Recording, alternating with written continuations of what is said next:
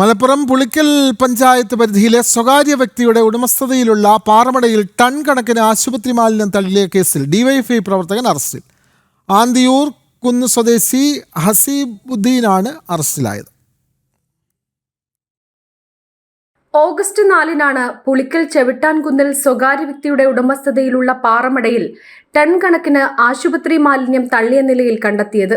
ഈ കേസിലാണ് ഡിവൈഎഫ്ഐ പ്രവർത്തകനായ ആന്തിയൂർ കുന്ന് സ്വദേശി ഹസീബുദ്ദീൻ അറസ്റ്റിലായത്.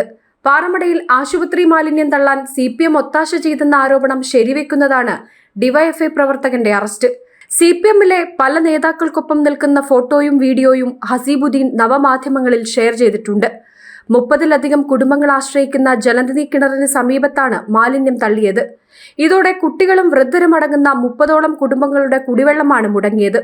മാലിന്യം തള്ളിയ വാഹന ഉടമ രോഹിത്, പാറമട ഉടമ എന്നിവർക്കെതിരെ പഞ്ചായത്ത് പിഴ ചുമത്തിയിരുന്നു.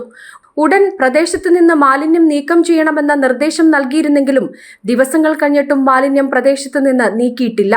എത്രയും വേഗം പ്രദേശത്ത് നിന്ന് ആശുപത്രി മാലിന്യം നീക്കണമെന്നാണ് നാട്ടുകാരുടെ ഒരേ ഒരു ആവശ്യം.